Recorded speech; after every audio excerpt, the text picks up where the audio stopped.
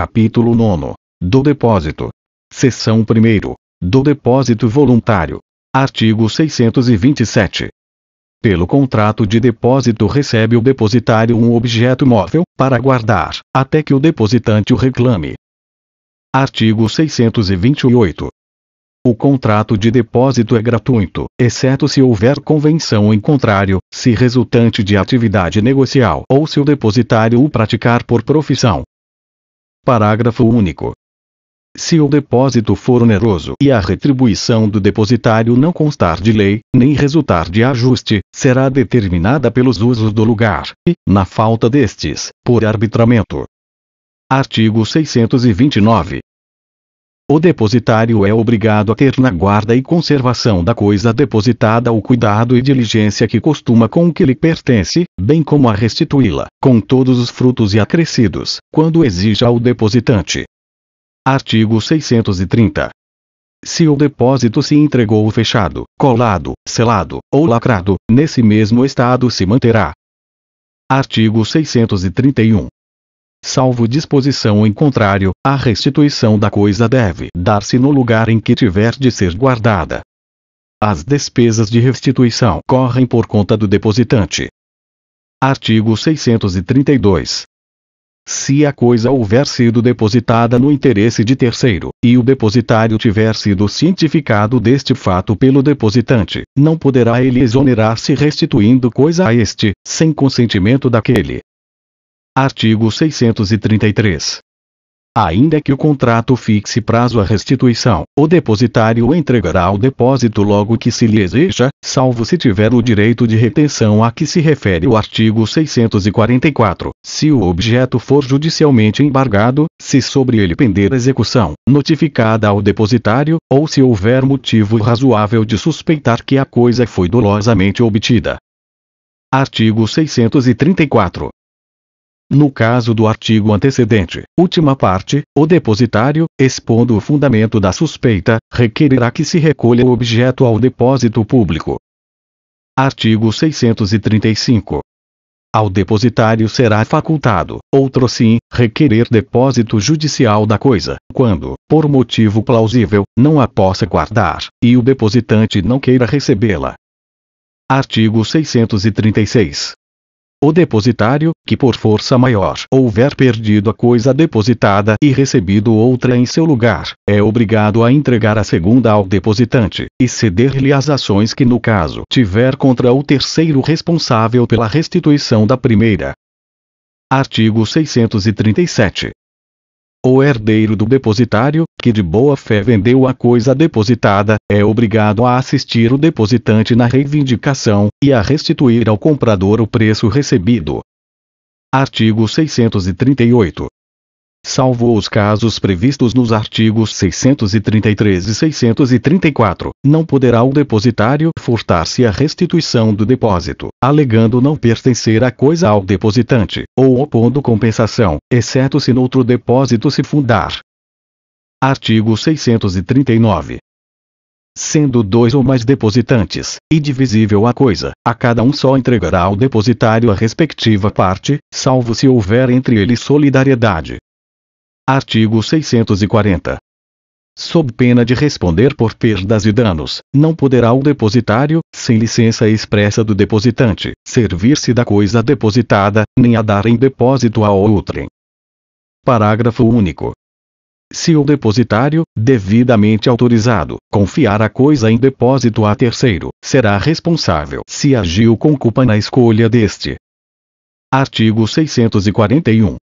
Se o depositário se tornar incapaz, a pessoa que lhe assumir a administração dos bens diligenciará imediatamente restituir a coisa depositada e, não querendo ou não podendo o depositante recebê-la, recolhê-la ao depósito público.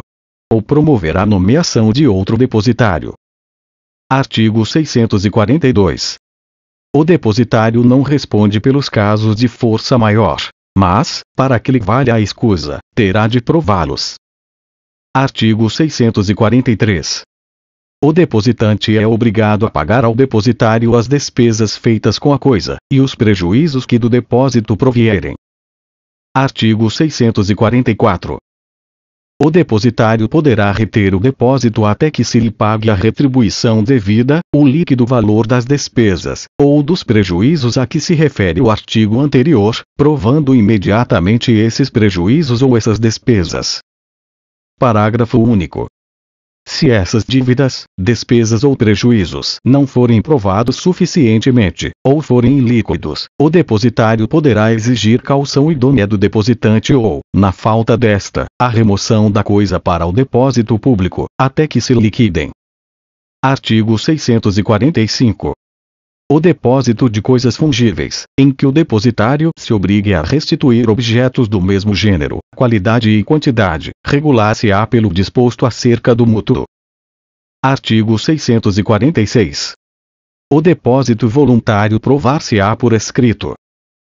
Seção 2ª. Do depósito necessário. Artigo 647. É depósito necessário.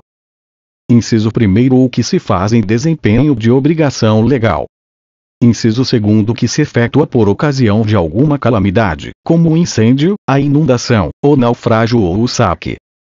Artigo 648. O depósito a que se refere o inciso 1º do artigo antecedente, reger-se-á pela disposição da respectiva lei, e, no silêncio ou deficiência dela, pelas concernentes ao depósito voluntário. Parágrafo único. As disposições deste artigo aplicam-se aos depósitos previstos no inciso 2º do artigo antecedente, podendo este certificarem-se por qualquer meio de prova. Artigo 649. Aos depósitos previstos no artigo antecedente é equiparado das bagagens dos viajantes ou hóspedes nas hospedarias onde estiverem. Parágrafo único.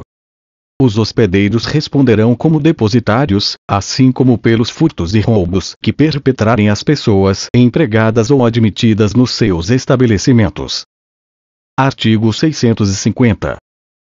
Cessa, nos casos do artigo antecedente, a responsabilidade dos hospedeiros, se provarem que os fatos prejudiciais aos viajantes ou hóspedes não podiam ter sido evitados. Artigo 651. O depósito necessário não se presume gratuito. Na hipótese do artigo 649, a remuneração pelo depósito está incluída no preço da hospedagem. Artigo 652. Seja o depósito voluntário ou necessário, o depositário que não o restituir quando exigido será compelido a fazê-lo mediante prisão não excedente a 1 ano, e ressarcir os prejuízos. Capítulo 10. Do mandato. Seção 1ª. Disposições gerais. Artigo 653. Opera-se um mandato quando alguém recebe de outrem poderes para, em seu nome, praticar atos ou administrar interesses. A procuração é o instrumento do mandato. Artigo 654. Todas as pessoas capazes são aptas para dar procuração mediante instrumento particular, que valerá desde que tenha a assinatura do outorgante. Parágrafo 1º. O instrumento particular deve conter a indicação do lugar onde foi passado, a qualificação do outorgante e do outorgado, a data e o objetivo da outorga com a designação e a extensão dos poderes conferidos. Parágrafo 2º. Terceiro, com quem o mandatário tratar poderá exigir que a procuração traga a firma reconhecida. Artigo 655. Ainda quando se outorgue mandato por instrumento público, pode subestabelecer-se mediante instrumento particular. Artigo 656. O mandato pode ser expresso ou tácito, verbal ou escrito. Artigo 657. A outorga do mandato está sujeita à forma exigida por lei para o ato a ser praticado. Não se admite mandato verbal quando o ato deva ser celebrado por escrito. Artigo 658. O mandato presume-se gratuito quando não houver sido estipulada retribuição, exceto se o seu objeto corresponder ao daqueles que o mandatário trata por ofício ou profissão lucrativa. Parágrafo único. Se o mandato for oneroso, caberá ao mandatário a retribuição prevista em lei ou no contrato. Sendo estes omissos, será ela determinada pelos usos do lugar, ou, na falta destes, por arbitramento. Artigo 659. A aceitação do mandato pode ser tácita, e resulta do começo de execução. Artigo 660. O mandato pode ser especial a um ou mais negócios determinadamente, ou geral a todos os do mandante. Artigo 661. O mandato em termos gerais só confere poderes de administração. Parágrafo 1. Para alienar, hipotecar, transigir, ou praticar outros quaisquer atos que exorbitem da administração ordinária, depende a procuração de poderes especiais expressos. Parágrafo 2. O poder de transigir não importa o de firmar compromisso. Artigo 662. Os atos praticados por quem não tenha mandato, ou tenha sem poderes suficientes, são ineficazes em relação àquele em cujo nome foram praticados, salvo se este os ratificar. Parágrafo único. A ratificação há de ser expressa, ou resultar de ato inequívoco, e retroagirá a data do ato. Artigo 663. Sempre que o mandatário estipular negócios expressamente em nome do mandante, será este o único responsável. Ficará, porém, o mandatário pessoalmente obrigado, se agir no seu próprio nome, ainda que o negócio seja de conta do mandante.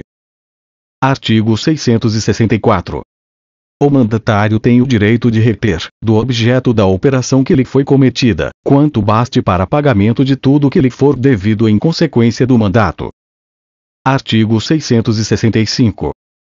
O mandatário que exceder os poderes do mandato, ou proceder contra eles, será considerado mero gestor de negócios, enquanto o mandante lhe não ratificar os atos. Artigo 666. O maior de 16 e menor de 18 anos não emancipado pode ser mandatário, mas o mandante não tem ação contra ele senão de conformidade com as regras gerais, aplicáveis às obrigações contraídas por menores. Seção 2ª. Das obrigações do mandatário. Artigo 667. O mandatário é obrigado a aplicar toda a sua diligência habitual na execução do mandato, e a indenizar qualquer prejuízo causado por culpa sua ou daquele a quem subestabelecer, sem autorização, poderes que devia exercer pessoalmente. Parágrafo 1º. Se, não obstante proibição do mandante, o mandatário se fizer substituir na execução do mandato, responderá ao seu constituinte pelos prejuízos ocorridos sob a gerência do substituto, embora provenientes de caso fortuito, salvo provando que o caso teria sobrevindo, ainda que não tivesse havido subestabelecimento. Parágrafo 2º. Havendo poderes de subestabelecer, só serão imputáveis ao mandatário os danos causados pelo subestabelecido, se tiver agido com culpa na escolha deste ou nas instruções dadas a ele. Parágrafo 3º. Se a proibição de subestabelecer constar da procuração, os atos praticados pelo subestabelecido não obrigam o mandante, salvo ratificação expressa, que retroagirá a data do ato. Parágrafo 4. Ou sendo omissa a procuração quanto ao subestabelecimento, o procurador será responsável se o subestabelecido proceder culposamente. Artigo 668. O mandatário é obrigado a dar contas de sua gerência ao mandante, transferindo-lhe as vantagens provenientes do mandato, por qualquer título que seja. Artigo 669. O mandatário não pode compensar os prejuízos a que deu causa com os proveitos que, por outro lado, tenha granjeado ao seu constituinte. Artigo 670. Pelas somas que devia entregar ao mandante ou recebeu para despesa, mas empregou em proveito seu, pagará ao mandatário juros, desde o momento em que abusou. Artigo 671. Se o mandatário, tendo fundos ou crédito do mandante, comprar, em nome próprio, algo que deverá comprar para o mandante, por ter sido expressamente designado no mandato, terá este ação para obrigá-lo à entrega da coisa comprada. Artigo 672. Sendo dois ou mais os mandatários nomeados no mesmo instrumento, qualquer deles poderá exercer os poderes outorgados, se não forem expressamente declarados conjuntos, nem especificamente designados para atos diferentes, ou subordinados a atos sucessivos. Se os mandatários forem declarados conjuntos, não terá eficácia o ato praticado sem interferência de todos, salvo havendo ratificação, que retroagirá a data do ato. Artigo 673. O terceiro que, depois de conhecer os poderes do mandatário, com ele celebrar negócio jurídico exorbitante do mandato, não tem ação contra o mandatário, salvo se este lhe prometeu ratificação do mandante ou se responsabilizou pessoalmente. Artigo 674. Embora ciente da morte, interdição ou mudança de estado do mandante, deve o mandatário concluir o negócio já começado, se houver perigo na demora. Seção 3ª. Das obrigações do mandante. Artigo 675. O mandante é obrigado a satisfazer todas as obrigações contraídas pelo mandatário, na conformidade do mandato conferido, e adiantar a importância das despesas necessárias à execução dele, quando o mandatário lhe pedir. Artigo 676. É obrigado o mandante a pagar ao mandatário a remuneração ajustada e as despesas da execução do mandato, ainda que o negócio não surta o esperado efeito, salvo tendo o mandatário culpa. Artigo 677. As somas adiantadas pelo mandatário, para a execução do mandato, vencem juros desde a data do desembolso. Artigo 678. É igualmente obrigado o mandante a ressarcir ao mandatário as perdas que este sofrer com a execução do mandato, sempre que não resultem de culpa sua ou de excesso de poderes. Artigo 679. Ainda que o mandatário contrárie as instruções do mandante, se não exceder os limites do mandato, ficará o mandante obrigado para com aqueles com quem o seu procurador contratou, mas terá contra este ação pelas perdas e danos resultantes da inobservância das instruções. Artigo 680. Se o mandato for outorgado por duas ou mais pessoas, e para negócio comum, cada uma ficará solidariamente responsável ao mandatário por todos os compromissos e efeitos do mandato, salvo direito regressivo, pelas quantias que pagar, contra os outros mandantes. Artigo 681. O mandatário tem sobre a coisa de que tenha a posse em virtude do mandato, direito de retenção, até se reembolsar do que no desempenho do encargo despendeu. Seção 4ª. Da extinção do mandato. Artigo 682. Cessa o mandato. Inciso 1º pela revogação ou pela renúncia. Inciso 2º pela morte ou interdição de uma das partes. Inciso 3º pela mudança de estado que inabilite o mandante a conferir os poderes, ou o mandatário para os exercer. Inciso 4º pelo término do prazo ou pela conclusão do negócio. Artigo 683. Quando o mandato contiver a cláusula de irrevogabilidade e o mandante o revogar, pagará perdas e danos. Artigo 684. Quando a cláusula de irrevogabilidade for condição de um negócio bilateral, ou tiver sido estipulada no exclusivo interesse do mandatário, a revogação do mandato será ineficaz. Artigo 685. Conferido o mandato com a cláusula em causa própria, a sua revogação não terá eficácia, nem se extinguirá pela morte de qualquer das partes, ficando o mandatário dispensado de prestar contas, e podendo transferir para si os bens móveis ou imóveis objeto do mandato, obedecidas as formalidades legais. Artigo 686. A revogação do mandato, notificada somente a um mandatário, não se pode opor aos terceiros que, ignorando-a, de boa fé com ele trataram, mas ficam salvas ao constituinte as ações que no caso e possam caber contra o procurador. Parágrafo único. É irrevogável o mandato que contenha poderes de cumprimento ou confirmação de negócios encetados, aos quais se ache vinculado. Artigo 687. Tanto que for comunicada ao mandatário a nomeação de outro, para um mesmo negócio, considerar-se-á revogado o mandato anterior. Artigo 688.